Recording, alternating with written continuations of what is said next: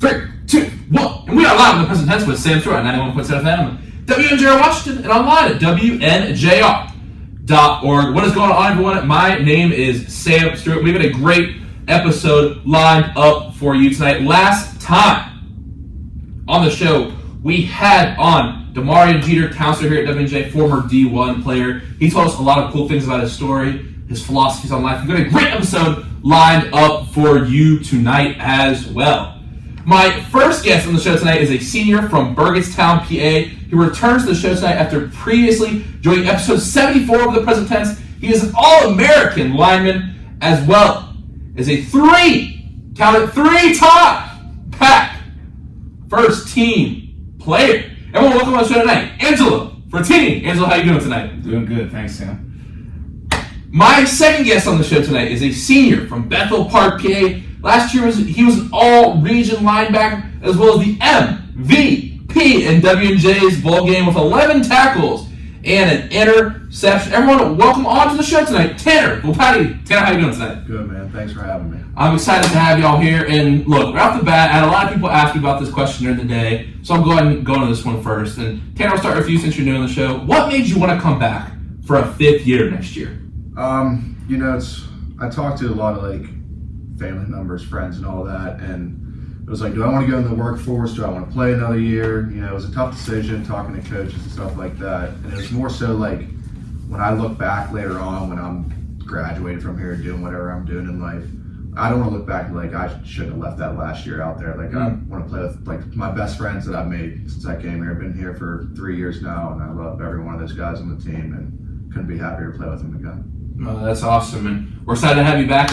Angelo, you kind of told us a little bit about how you were planning on coming back last episode when you came on with our friend Leon, but what really propelled you to make this decision to come back and suit up for the Presidents one more year? Yeah, I knew I was going to do it as soon as COVID spring happened. The NCAA released a statement saying, if we played 5 or less games in that season, that they would refund the year of eligibility. And I knew right then, as soon as they released the schedule, the most we could play was 5 games. Ended up only playing 4, so missed it by a good margin. I knew right then. I was I definitely going to come back. I didn't know at WNJ. Obviously I just had the year. I knew I was going to end up playing somewhere. But the more I looked into it, I just knew kind of like Tanner said, I made some of the best friends I've ever had in my life here. And I made such an impact here, and for a little bit of personal reasons, I had a pretty successful career here, and I wanted to continue doing so. That's awesome, man. One question that I think is kind of stuck in my mind, it's bounced around through my head today, I also really wanted to ask you guys. Look, you guys haven't won the conference championship since 2018. I know you guys want to end your career on a high note. So camp rolls around. What is going to be the message to the young guys? And Tanner, we'll start with you again. Really the message to those young guys, just buy into the program. Just anything we got to do, meetings, lifts, practice, just show up, be there. That's the biggest part, is just being there for your teammates, I feel like that goes a long way, and trying to learn the plays and stuff and just get on board with what we're trying to do here, and that is try to win a Pac conference championship, obviously. So we haven't done that in a bit, but I would say, just try to buy into the program is the biggest thing. That's awesome. And Angela, do you have anything to say on this? Yeah, I can touch on it. Definitely for the young guys coming in, and even the freshmen that are going to transition in, the sophomores. I know they've done a super job buying in this off season. We all have experience of how off seasons goes. This was their first one. Drew and AK set a really good, really high standard for how we should lead the team. And I feel like we're doing a really good job. And everybody says we're all best friends. And I feel like this group's tighter than that group. And I'm sure next year this next group is going to be tighter than this year, which is good. We're building it. Rome wasn't built in a day. And obviously there was a breakdown somewhere along the lines from 2018. And I think we're finally getting all that out of our system and turning it around for this year. And if you don't mind me asking, I think you kind of used a key term that was interesting, breakdown. What do you feel like that was? Maybe you feel like the way you reference it, you're kind of getting back to your real selves a little bit. So they're all gone. I'm not going to mention any names, but there was definitely a click mentality, you know, and Coach Sirianni would be the first to tell you that it was definitely present. You know, a class that really stuck to themselves, you know, didn't really take in any of the freshmen. I can speak a little bit. My freshman year, when I was a freshman, the seniors then, you know, they took me under the wing. I played right next to a senior at the time, the right tackle. He took me under his wing, make sure I knew what I was doing every play, you know, to help me out at practice. I didn't feel the same from, you know, the group below them, the juniors. And, you know, not all of them were bad. I'm not here to say that. I'm not here to slander any of them. And I don't think they were doing it on purpose, but it just wasn't, we didn't have the same team atmosphere that we do right now. I gotcha. And for you guys, whoever can take this question, what would it mean to you in your final year to win a Pac championship? And Tanner, you can go first here. I mean, that's been the goal since I came here. You know, they've won how numerous times, I don't even know the number, and to come here and not get one, it's almost like an insult and it hurts. And it means more than anything to get one now for two of us coming back fifth year and all those guys, just to like set the standard and put the presence back where we belong.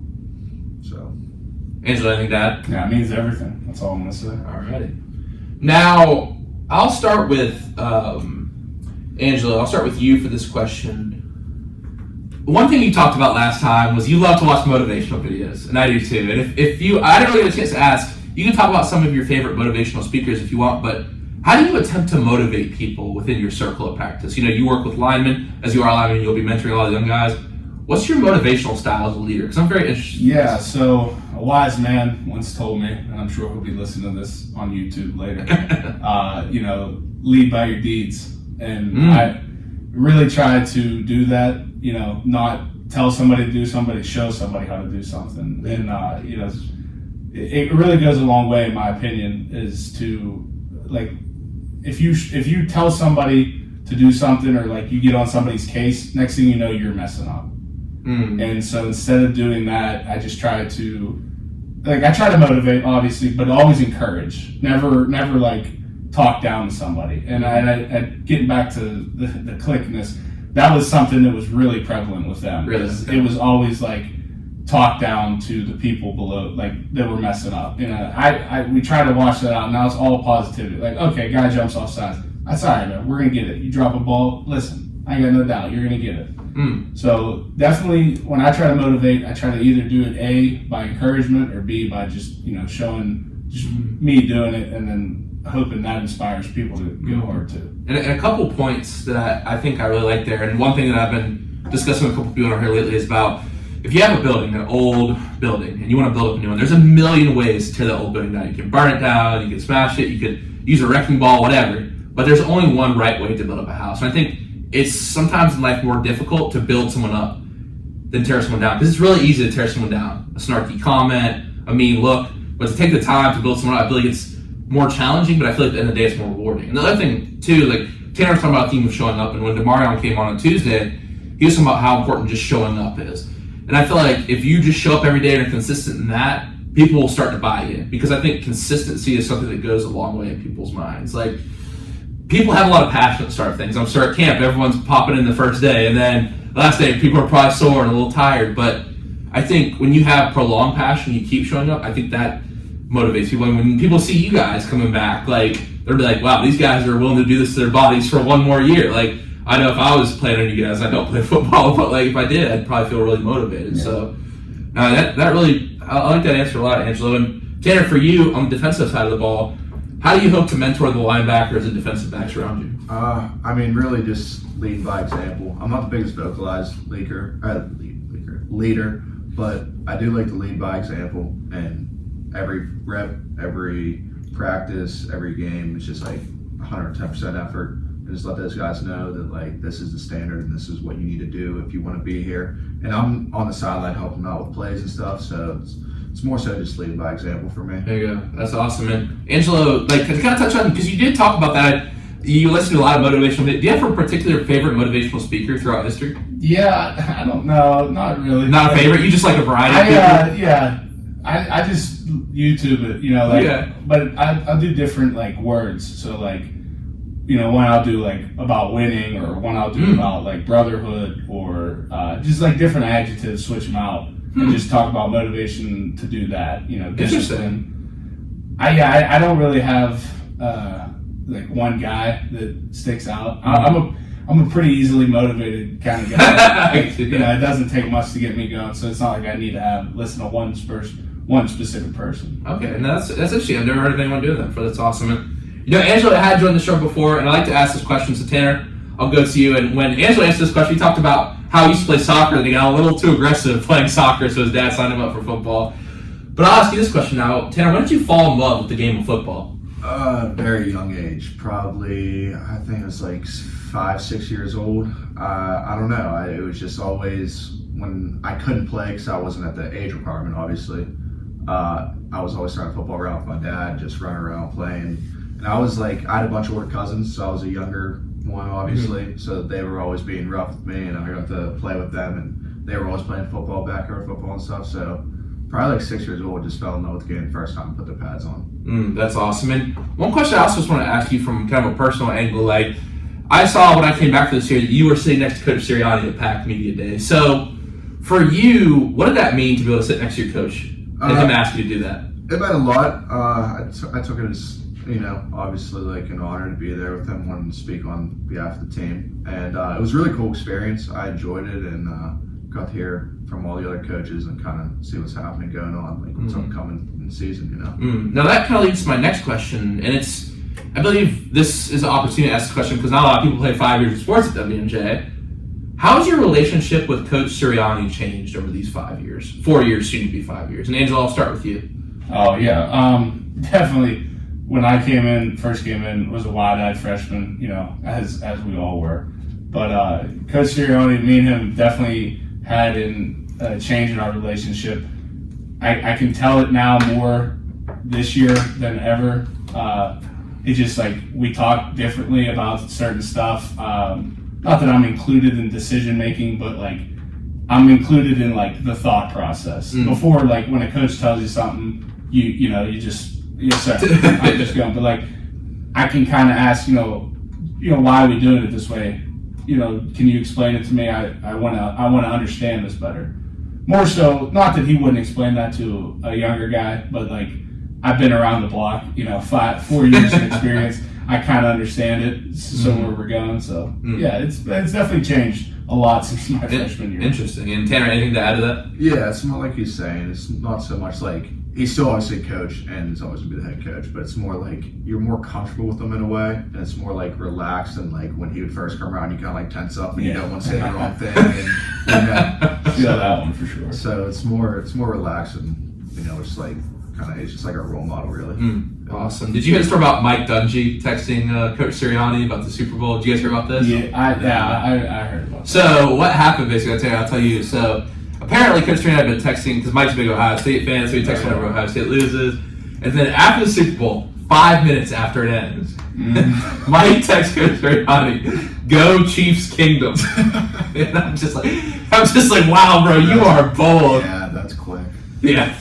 I'm surprised. We got a group I'm surprised he's still on the team. Yeah, I am too, because we all got a group text earlier, like maybe like an hour before the Super Bowl, and said something like, "I don't want to hear any trash talk to me, like if it goes south tonight or something." And he's like, "You won't be on the team," you know, kind of more of a threat. But I give the kid credit, you know. Yeah. You're gonna talk. It will be Mike too. Yeah. It's just so like easygoing. It's just easygoing. You're gonna talk, and you better be prepared to catch it back. You got a lot of those good birds texts throughout the playoffs and stuff, and that ending for them wasn't too great. No. Go, sorry, don't be mad. I'm laughing right now. I think they'll go back to the Super Bowl this year. Oh, I was riding with them for sure. Yeah, I was riding with Uncle Nick. I like the way, I just like Andy Reid and Pat Mahomes. I like that. To me, it's just fun football to watch. And I mean, the Eagles, they have a great team. They have a great future ahead of them, really. So yeah, for sure. Okay, now my next question for y'all is, what is your favorite part of the game of football? Simple question, but sometimes people don't stop to reflect on why they love the sport so much. But for you guys, what's your favorite part of the sport? And whoever can take it first. Okay, obviously, the games are great and awesome, but like, I don't know, there's just something about guys coming from all different backgrounds coming together and just competing all for the same goal. I feel like that's the biggest part. And just making like lifetime memories, because when you're down the line, like this is what you're going to talk about. Like you're going to talk about the games and what happened and all that stuff's cool and great. And it was great and it's going to be great. But you're also going to talk about like what we were eating at comms or what we were talking about that day, what happened on that. You know what I mean? So stuff like that, what happens in the locker room, stuff like that. That's probably the biggest thing for me. That's awesome. And Angelo, your answer might not be this, but you talked about why you love camp so much. And you said you've had a lot of memories there. So yeah, actually, like, as we were talking right before we got on air, talking about camp, I love camp. Obviously, I love playing in football games. I love winning and I love being around. But camp is just such a different atmosphere, especially at the collegiate level compared to the high school. It is just football all day long. That's when you find out, separate the boys from the men a little bit. Who really loves it? Yeah, I mean, you're banged up after day 3. You're hurt. Everything's hurt. So you're getting ice baths. You're eating. It's just like shove food in your mouth. And like, all right, let's go. We got a meeting. We got to go to that. We got to go to this. We got to go to the walkthrough. And then it's just like you got maybe an hour at the end of the night, and everybody's just kind of slap happy since they're so tired. You're hanging out in the dorms, talking, BSing, playing whatever, and then it's yeah, we gotta do this all over again. And then you just wake up, and then you're doing it, and then you get to day 10, day 11, you're like, man, classes are starting early, and then you're like, I don't want to do class. At the beginning, I didn't want to do camp. Now I don't want to do class. And then you gain an appreciation for it. Do you have a favorite camp memory, Angelo? I don't. Not really. Okay. I probably do. I'm probably drawing a blank on it. It's all right. Yeah. No worries. I just love going and grinding with all the guys. No, that's awesome. Meeting new guys every year. That's probably my favorite camp. Is meeting 40 best friends every year. Wow. Might not know it at the time, but you're going to be some of your best friends. Wow. I love that way of looking at it. And my next question for you, I had to take this opportunity. I think it was so cool, Angela, how you kind of presented this idea for the 2 fifth years coming back to, come on the show tonight. What's the biggest lesson you've learned from the game of football? I can take this one first. Yeah. I think the biggest lesson I've learned is you can do all the right things. You can try as hard as you want. It doesn't mean you're going to win. There's just, it's a team game. You need 11 guys clicking on all cylinders at all time. The great teams are like that. And, not knocking on anybody, but I've had my fair share of slip-ups. It's just you can do everything right, and one guy messes up, and it's all for nothing. That's one thing I've learned. One of the biggest lessons I learned. So in a way, and before you're talking about kind of supporting someone if they do slip up and not tearing them apart, yeah. So what do you try to do in those moments where maybe everything was in the right position, the line did right, maybe the receiver drops the ball or there's a fumble? What's your mindset going back out to the next drive? I mean, definitely on try to keep up the energy. Try to, momentum swings are huge. Just as fast as you get it, as it can be taken away. Obviously, defense comes up with a huge pick, after we went 3 and out, that momentum's right back in our corner. But, say we throw an interception, we pull it away. So definitely just try to keep the attitude and the momentum up, maintain a status quo. But really I just try to let the coaches handle it, because there's nothing any player's going to say that they're going to want to hear in the moment. And it's the same thing with me. If I let them sack, I know I know it's going to be okay. But I don't want to hear that. I want to hear the coaches. So I try to put myself in their shoes a little bit. I like that mentality. And for you, Tanner, what's the biggest lesson you've learned from the game of football? That adversity is going to hit you at any point, at any time during the game. You're out there for 3 or 4 series, and like you said, everything's going right and great. And then all of a sudden, there's a 70-yard bomb over your head and it's touchdown. And then maybe the offense fumbles it, pick it up, and they score on us again. It's adversity. And it's how are you going to bounce back to that, and what are you going to do? What steps are you going to take to fight back on this? I would say adversity is probably the biggest thing, lesson I've learned so far from the game of football, and translates that more into life too. How do you feel like adversity is important in life? I feel like that it almost like molds you in a sense. It's like, it's say it can either make or break you, and no matter what, everyone's gonna hit it in one way or another at some point during their life, and it's just how are you gonna respond to that? Now, my next question for y'all is, what is your biggest regret in your time at WJ? And you can say you have no regrets, but as I get further along in my career of doing this and playing baseball, I think it's always interesting to look back at things like this. So do you have any regrets? And if so, what is the biggest one you have? Yeah, I can take this. I mean, you regret it after every season that you didn't cherish it more, because I remember coming in as a freshman and just like, having a good season, and you're like, I kind of went fast. I got 3 more years. And then obviously my freshman year getting cut short for COVID in the spring, like, okay. And then I didn't get to play football again for a whole nother year after that. And then it gets put in perspective again. It's like, now it's 2 years down. Now I'm 3 years down. And then after this season, I kind of felt it a little bit more, because being around seniors and fifth years, like, they're not coming back. Like, and I think that's one thing I'm going to try to not regret next year is trying to cherish everything, the whole game, every aspect that I can for one more season. Wow, that's deep. I like that. And for like something you said there, I think college is this weird time because, like you said 2 things. Like you were excited about the seniors league, but also excited about being 40 new best friends. It's like a lot of people kind of don't, I'm sure don't think about kind of when I walk out of the studio or whatever, but like the last episode I'm like, man, these people are going to be graduating soon, you know what I mean? Like, and I don't know what you guys as well in the last year, but I always get to meet new cool people, but like, it's like you don't know, you get so sad because you don't know who you're going to meet next, but it does feel like, it's like, especially when you're a young guy and those people mentor you and then they leave, you're like, man, there's never going to be anyone to replace these guys, you know what I mean? And then I feel like when you get to that junior senior level, you're like, you become that guy for someone else. You know what I mean? And that's where it's like, it's 100%. I feel that I still keep in touch with some of the senior offensive linemen that I played with, and a couple of running backs I know on a personal level. It's weird. Like you're like best friends at 1 second, and like now they're married, and like some of them are having kids and stuff, and you're like, wait, I just played football with you. It's definitely a strange feeling. Like you said, now I'm the shoes on the other foot.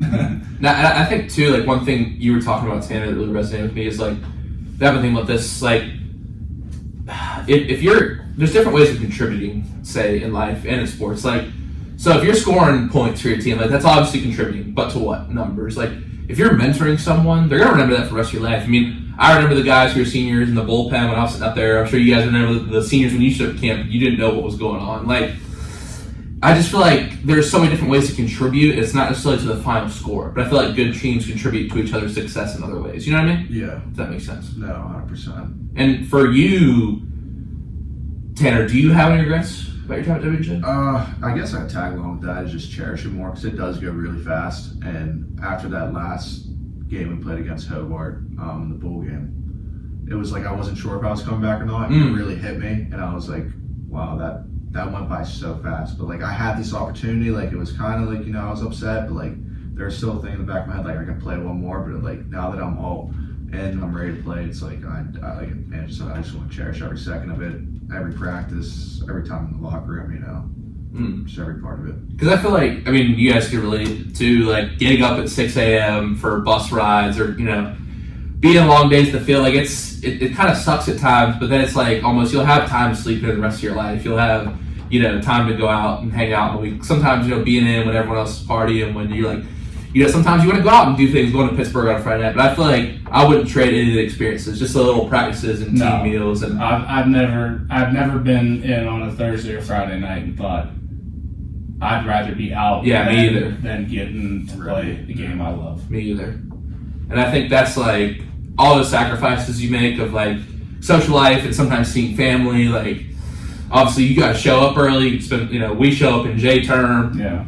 I feel like it's all worth it at the end of the day. Oh, I agree 100%. Man, we're getting a little happy tonight. Don't worry, I got some fun stuff later. Right. No, man, I can dig as deep as you want. you know I like to. And my next question for you guys is: who is one person in your story, one person in your journey, who has really shaped you into the person you are today?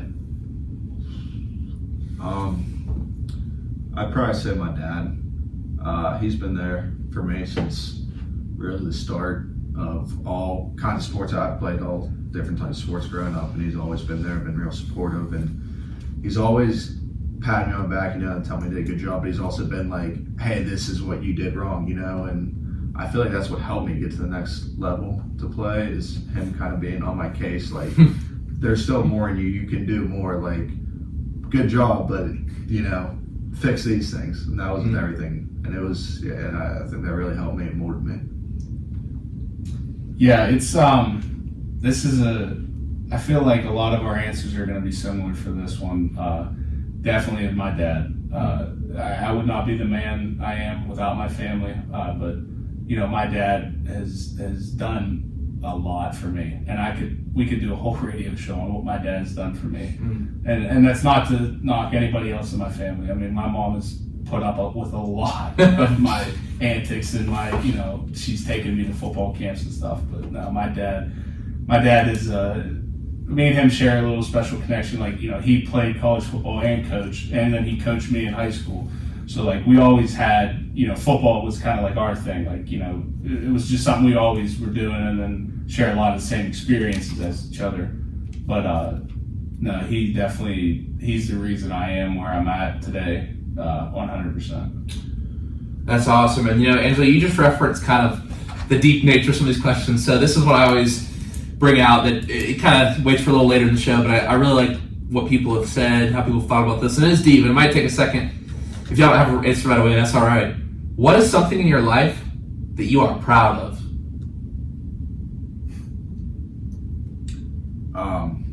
Being able to play football again. I was a transfer in here. I was originally going to play college football at Slippery Rock University. All-star game right after high school. I ended up just completely blowing out my entire left knee. Like, tore the ACL, MCL, LCL, PCO, hamstring, calf, like ripped the tendon off. Like, completely did it in. Had a 8-hour surgery.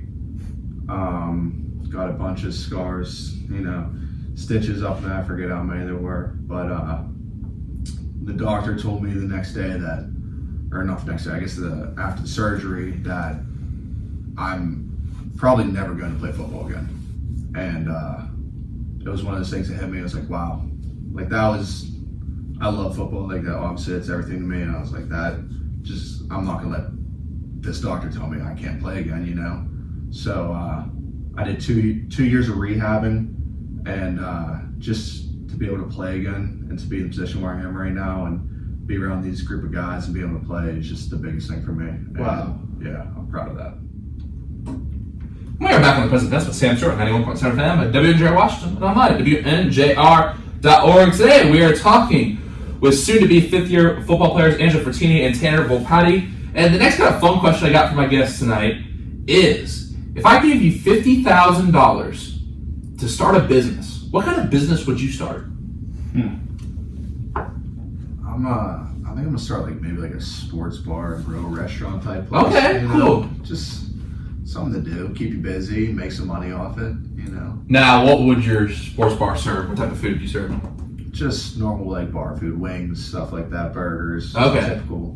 What's the name of the bar gonna be? Yeah, you knew that question was coming next. Yeah, haven't got that far yet, but Tanner's. Yeah, we're called Tanner's right now. I like that. I'd go there. Yeah. Me and Angelo got a little brewski there. Yeah. Okay. And Angelo, what kind of business would you start? Oh, geez. I don't know. I don't know if you ever watched the movie Roadhouse. Of course, the Double Deuce. I love that movie, and not to steal what you were saying, but I always wanted to have my own bar and sit up in that room with a mirrored glass, and just like Roadhouse. Just look down over everything. Yeah, There's so many great lines in that movie. You have yeah, philosophy degree from NYU. not to steal your thunder there, Tanner, but I definitely would want to open up a place. That's pretty cool. Now, one of the coolest things about that movie, and we talked about a little bit movies last time, but I think the cool part about that, I started playing guitar at Warner Break, and Jeff Healey is in that movie playing guitar. He's a real guitar player, and he's blind. Yeah. But I think that's just super cool how he plays in that movie. Yeah, And Patrick Swayze's just the GOAT, man. Like, he's one of the GOATs. Oh, yeah. You know what I mean? He's great. Do we talk about? Did I ask you what your favorite movie was last time? I don't think so. Okay, let's go ahead and do that. For some reason, I was into that. gonna write down. Okay, let's go ahead and do it because I always do this. Yeah. What's your favorite movie of all time and why? Favorite movie of all time? I'd probably have to go with The Godfather.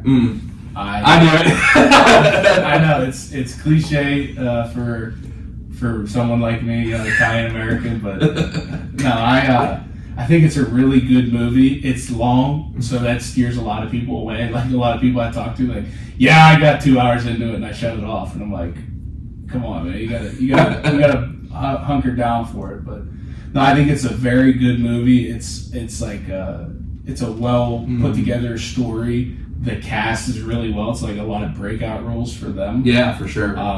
I consider myself like a very amateur movie buff. All right, me too. I love watching movies. So now I assume you're also into movies that feature other Italian Americans and similar themes. Yeah. So like Goodfellas. Yeah, I like Goodfellas, Casino. Mean Streets, Casino. Have you ever seen Mean Streets? No, I don't think You ever so. seen Taxi Driver? Yes, I've seen Taxi Driver is real good. Taxi Driver. See, to me, strange movie. It's good. It's I'm into that strange kind of movie. stuff. Yeah. I like the strange kind of and to me, I think Martin Scorsese You're one of the greatest actors. directors. Yeah, if not the great. And Robert De Niro. Oh, my I God. love Robert De Niro. Have you ever seen King of Comedy? No. Okay, you gotta check that out because it's what Joker is actually inspired by. Okay. It's about this guy. He's a failed comedian, Robert De Niro, and he goes and kidnaps his favorite comedian to try to change places with him. It's really good. Yeah, I'm trying to. It's really I good. might have seen some parts of that. Yeah, I'm just throwing out it because I'm really into this space too. Like, I love movies. I'd rather watch a movie over a show. I agree. And Raging Bull. Raging Bull is also Joe Pesci. Joe Pesci, man, Yeah, he's good too. I like him. Not as much as Robert. Now I'll throw this one out there. Have you ever seen Scarface? Yes, I've seen. You like Scarface? I really like Scarface. I really like it. Yeah, It's not as good as Casino or Goodfellas. No, I don't think so. But it's good. It's an interesting story. It is because it's a real story. I mean, Yeah. It really did. Yeah. Cuba did really ship criminals over the United States. Oh, yeah. It's very interesting. And Tanner, do you have any thoughts on movies? Not the biggest movie guy, but if I had to pick between two, it's either The Dark Knight or Lone Survivor. Oh yeah.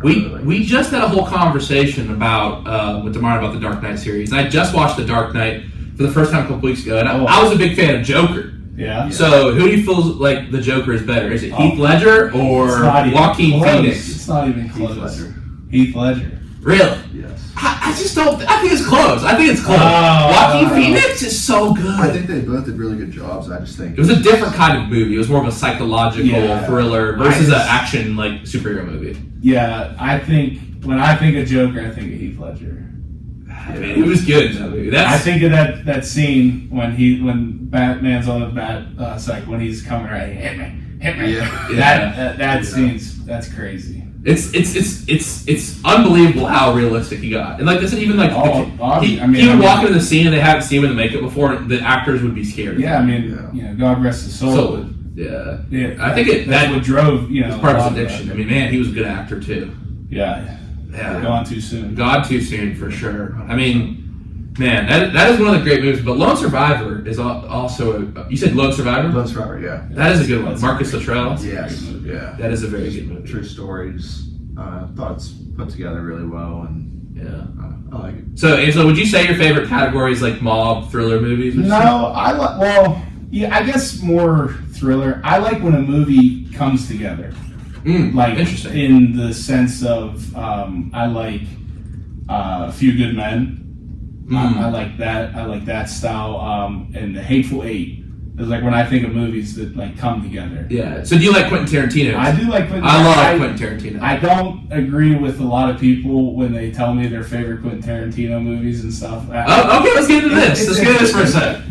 So, what's your favorite Quentin Tarantino movie? Is it The Hateful Eight? No, it's I like Django and Inglourious Inglourious Bastards. It's neck. I think Pulp Fiction's a little overrated. I agree with you 100%. Everybody always tells me Pulp Fiction, and I'm not a fan of it. I'm not a huge fan of it. It's I just It's too coincidental.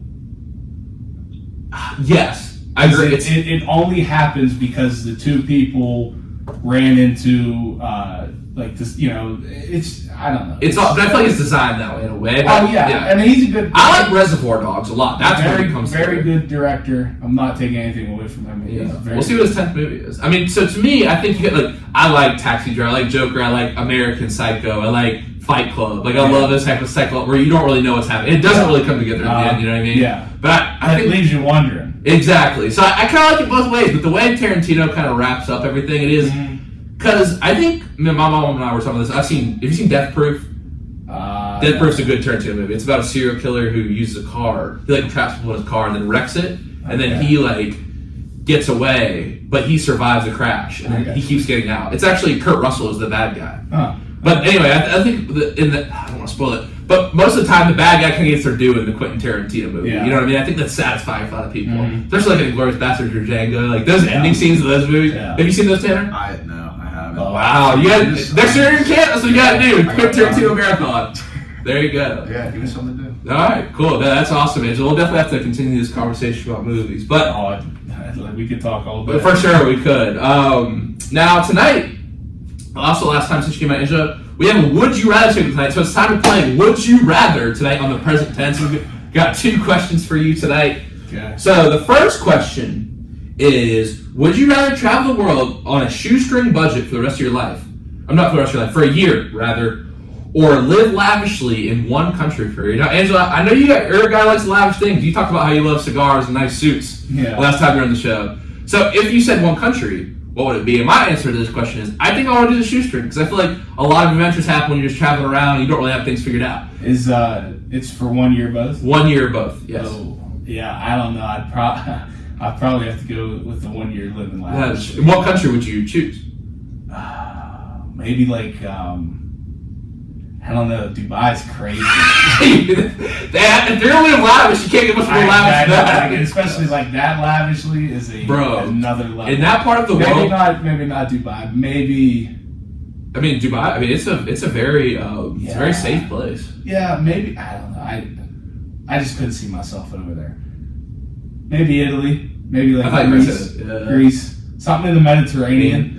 Yeah, it's really beautiful. I was about to buy it. They have more money in that part of the world than they know what to do with. Have you heard the LIV tour for golf? Yeah. And they're paying Cristiano Ronaldo to play. Oh no! Listen, I knew a girl, a friend of a friend. She lived there for 5 years. Crazy Snapchat stories, like Bugatti. Yeah, just parties, penthouse parties that and gold everything, and it's just I'm like, who is that? And she's like, honestly, he's not really anybody special. And I'm like, and that's what it's wild. It's wild. Well, it's you think about it too, and the people who over there run things, they take when the oil's gone, they've got that money in investments and stocks and things. Yeah. So it'll never. It's generational life. It's just crazy. Yeah. So Tanner, for you, what would you do? I'm living lavish as well. Okay. It's hard. It's hard to just for a year to pass that up, But the travel between countries would be free, and I'm just saying, how many opportunities? I agree. You would see way more than I would, but living lavish. It's especially as a college student, yeah. BK ain't necessarily lavish. You know what I mean? So, what country would you want to go to? I'm thinking maybe Paris, Italy, somewhere around there, Greece, like Angelo was saying. Europe. Somewhere around there, yeah. So you guys didn't say somewhere near the beach. Maybe you can think about I don't know. If I'm gonna live lavish, maybe I don't know. See, now I don't know. Well, that's why maybe cool Australia or Hawaii or New Zealand or somewhere like that. Yeah, you definitely want to go somewhere that has a lot of stuff. So outside of the United States, Italy has beaches, has mountains. That's a good point. So you definitely want some stuff to do if you have the sea, right? The Mediterranean Sea's right there. Yeah, I don't know. There you go. So this is the point of Would You Rather. That's a good one. Thank you. I pride myself on that one. Now this one gets a little. I don't know. I guess. Well, it might be a quick answer. You might have to think about it. We'll see. Would you rather play every game for the rest of your career in 100-degree weather or 20-degree weather with snow? No, that's easy. Snow. Really? All this 20-degree weather. It could be negative 20 degrees. Wind, everything? Yeah. I'll just touch on it a little bit and I'll let Tanner answer. I know in my career I played in, I really haven't played in a traditional snow game, but Hobart this year and like Brockport last year were both like 10 degrees. Well, freshman year with the, my freshman year when you guys played Geneva. Yeah, Geneva. That was pretty cool because like the sunset like came down like right where the clouds open. That was like in the middle of COVID. I was like, yeah, this is pretty cool. Like, then it snowed then. Yeah, but that game wasn't really that cold. I think more like the wind chill factor was down below 0. But as a player, you don't feel that. Yeah. You know what I mean? Yeah. And feel bad for the guys standing on the sidelines. They get the jackets. You stand on the sidelines. Even like Waynesburg was really cold this year. Oh yeah, I was out there. Yeah. The only reason that was rainy too. Yeah, the only cold plus rain. I'd rather have snow than rain because rain gets into your bones. As long as you're playing and I'm playing all 4 quarters, I'll take the cold. But it's not 100 degrees. Yeah, I played in some hot games and there ain't no escaping the heat. That's an easy. What would you say, Tanner? Yeah, I'm taking snow as well too. It's just that heat's.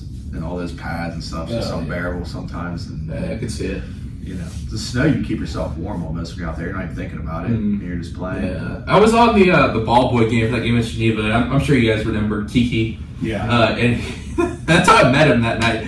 And he didn't bring any gloves. He goes and gets these latex gloves out here that don't even fit. The hands are huge. He doesn't even put the gloves all the way. They won't fit. So he's got like 2 fingers in these latex gloves. He's trying to hold the sign. I was just like, in the middle of it's football in February it was? It was like, it was just, at that point, everyone was just like glad to be outside and like near everyone. And I hope we can play in a legit snow game this year. Yeah, that'd be fun. That would be fun.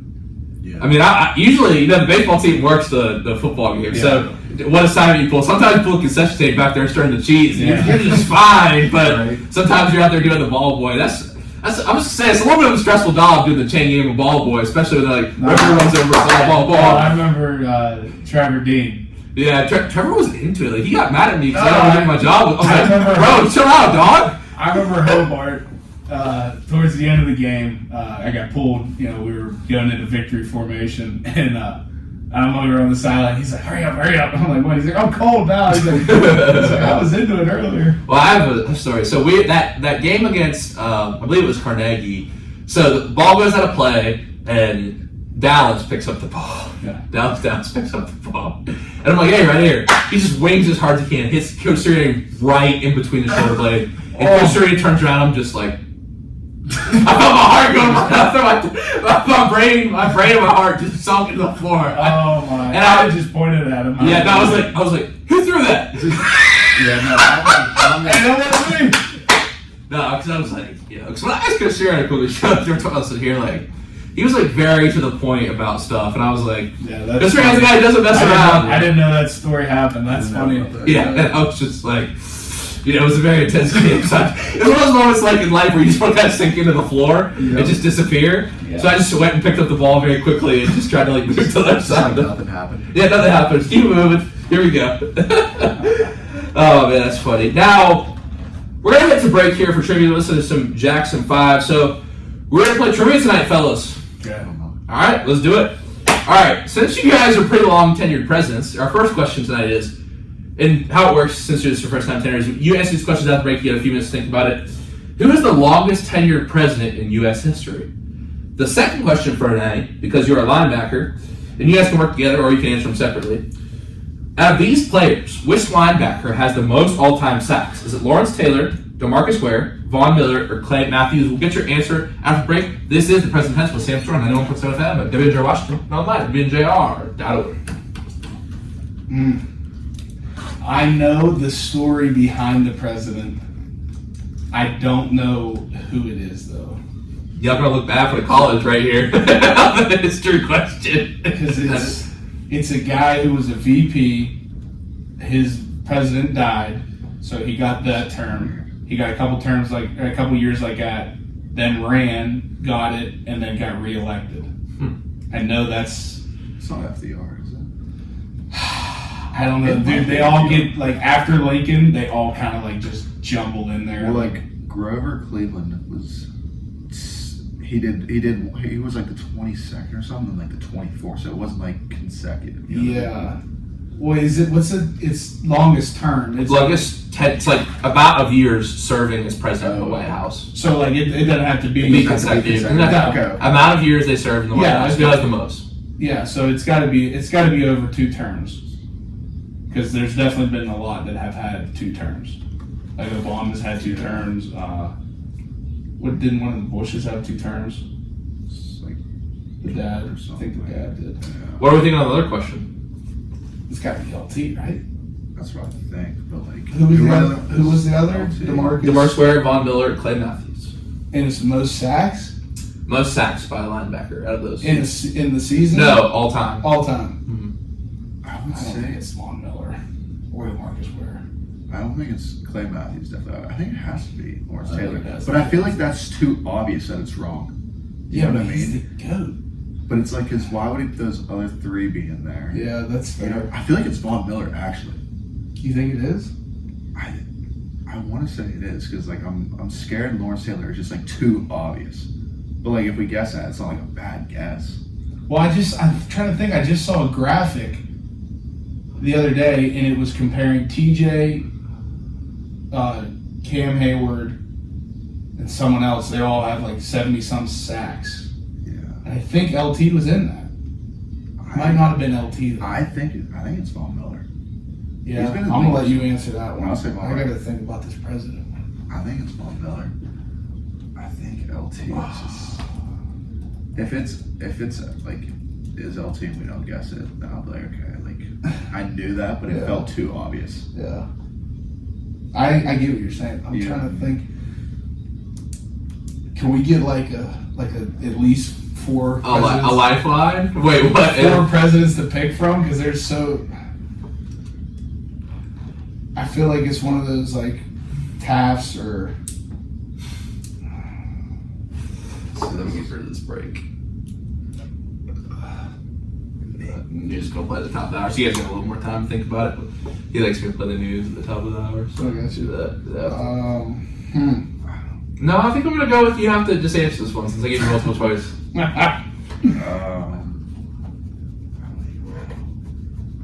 The president's just like I'm telling you, I know the story behind it because my TikTok's weird, man. I'll get like gaming clips. I'll get. That's a social media. I do love. I mean, you can talk But I YouTube. learned a lot. I mean, Yeah. like, I get very abstract stuff, and like I'll get on like president's TikTok. I'll get on this TikTok, that TikTok. No, it's definitely. I'm trying to think. I can almost see his face, but I don't know his name.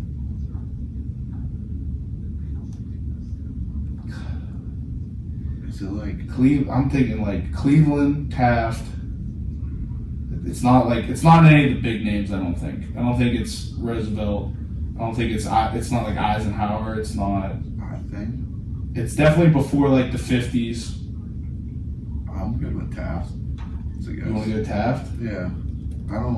I can't think of anything else. Taft might be it. I'm almost certain he had 2 terms.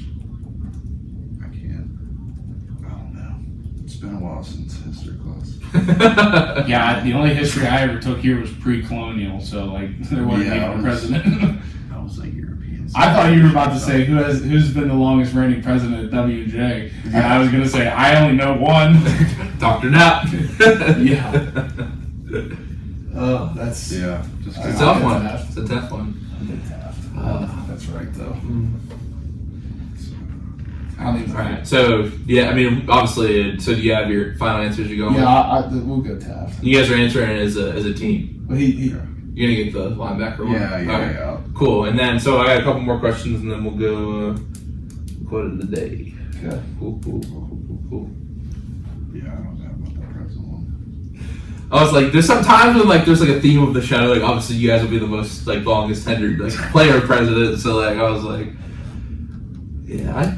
I forget who called me the other day, and they're like, they started calling me the founding father, That's kind of tough. and I was like, you know, like, hey, keep calling me. Well, that. that was kind of like even though it's kind of like taboo, like the whole like Secret Service, like that's a cool like name. Yeah. Even though like don't really associate with that anymore. Like, yeah. Don't say about that. But like the whole like presidential like George and Tom. No, like, I was always because we tried Espresso, like you know. We tried to split up like position groups and make like like the O line, we're gonna call them this, we're gonna call this. Really? And, like, we got a couple and we're like, we're not good like Department that. of Defense. Yeah, that's not bad. I think that was what we were gonna call like LeVar, we were calling the SecDef, and like they just like try to make it all military and stuff, and I was like, man, we're on to something here. I can't do it. I'm not creative like that. Alright. 15 seconds till we get back. The Department of the Interior and stuff. See, now you're good. Yeah. Hey, maybe I gotta get back on it. Department of Housing, like, who's that? Alright. 4, 3.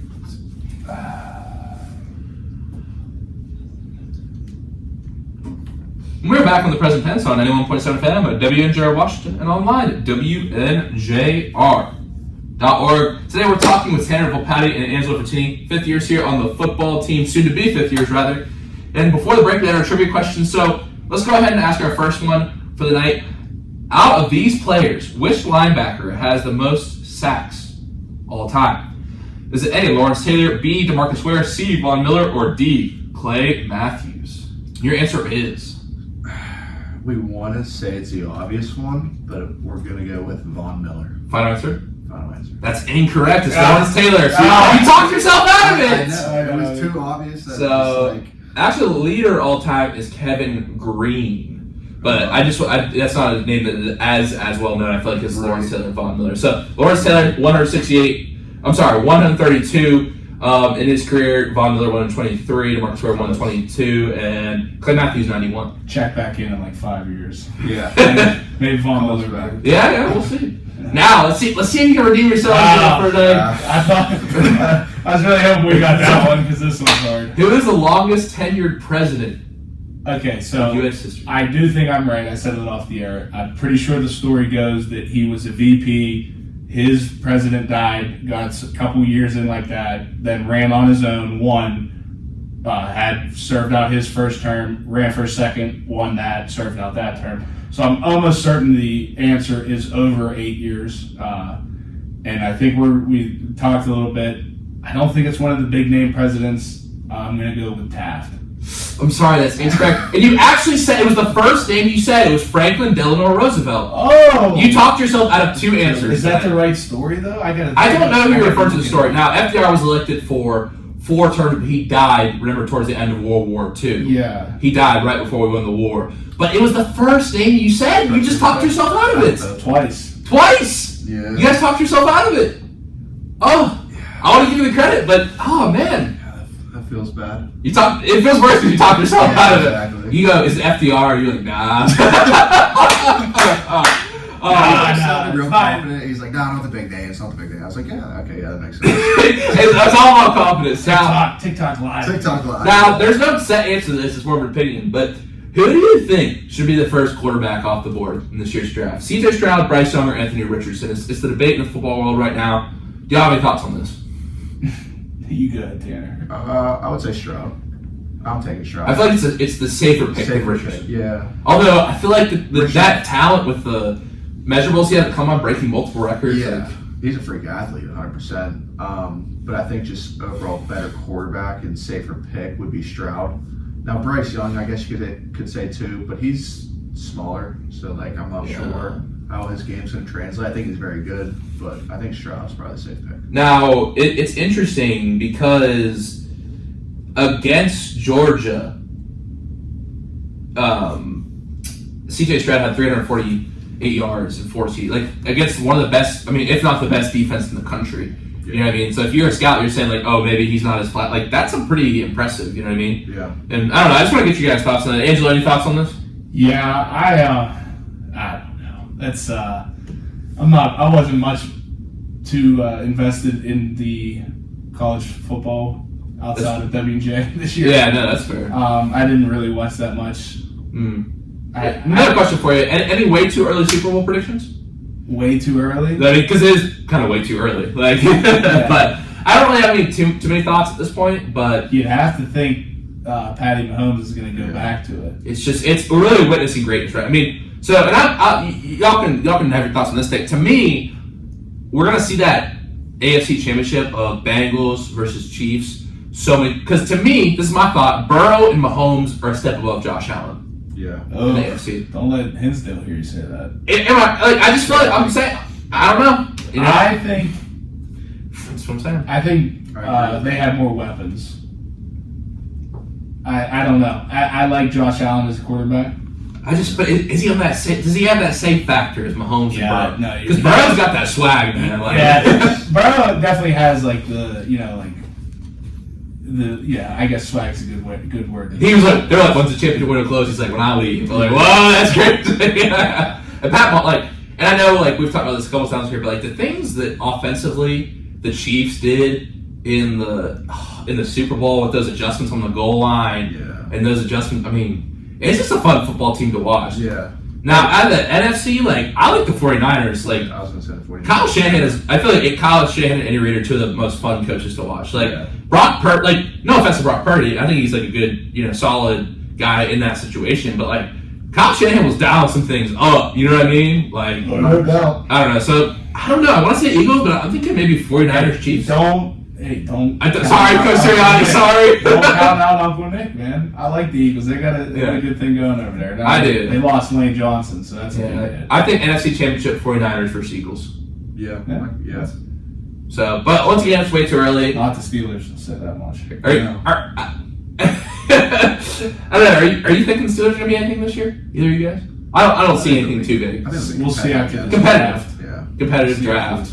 I think they need some linemen. Yes. 100%. That's what I've been saying that for years. I mean, Kenny Pickett, we'll see. We'll see. Get someone to protect him and see what he can do. They could have got him later in the draft. I think if you would have protected Mitch Trubisky, I agree. But here's the thing. Let me just put it out there. Y'all pit people. Like that's my guy. He's not even from Pittsburgh. He's from New Jersey. Yeah. So like, if that was the case, you'd have drafted Ben DiNucci. Right? Oh, okay, interesting. Yeah. Who did he get drafted by? Dallas.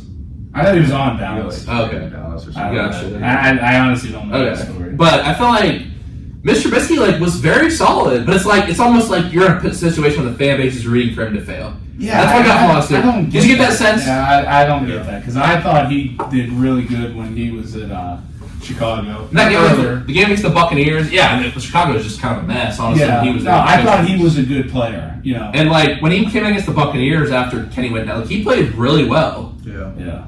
You look at him; he's been successful. Like, I mean, in high school, he was like Mr. Ohio. I think he set records.